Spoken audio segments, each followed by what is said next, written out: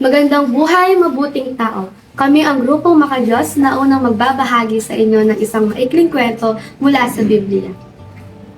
At ngayon, ibabahagi namin ng isang kwentong biblikal tungkol sa isang bagyo mula sa Ebanghelyo ni San Lucas, 8 kabanata. At narito na nga ang kwento. Isang araw, sumakay si Jesus at ang kanyang mga alagad sa isang bangka. Naglayag sila patawid ng lawa, ngunit biglang dumating ang isang malaking bagyo. Lumakas ang hangin at palagkil ng palagkil ang mga alon. Nampas ng alon ang bangka at muntikan na ito lumubog. Ngunit, nasaan si Jesus? Siya ay mahimbing na natutulog sa hulihan ng bangka.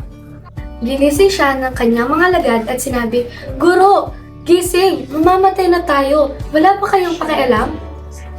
Tumayo si Jesus at sinaway ang hangin at sinabi sa mga alon, tumahimik kayo. Tumigil ang hangin at naging payapa ang karagatan. Tatapos ay sinabi niya sa kanila, bakit kayo natatakot? Wala ba kayong pananampalataya sa akin? Natakot at namangha ang kanyang mga alagad at nagtanong sa isa't isa, sino nga ba siya? Maging hangin at alon ay sumusunod sa kanya. Ang kwento ay nagtuturo na dapat magtiwala palagi kay Jesus kahit sa gitna ng mga pagsubok.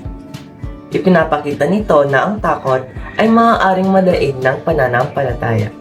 Ngunit si Jesus ay may kapangyarihan at laging nasa kontrol.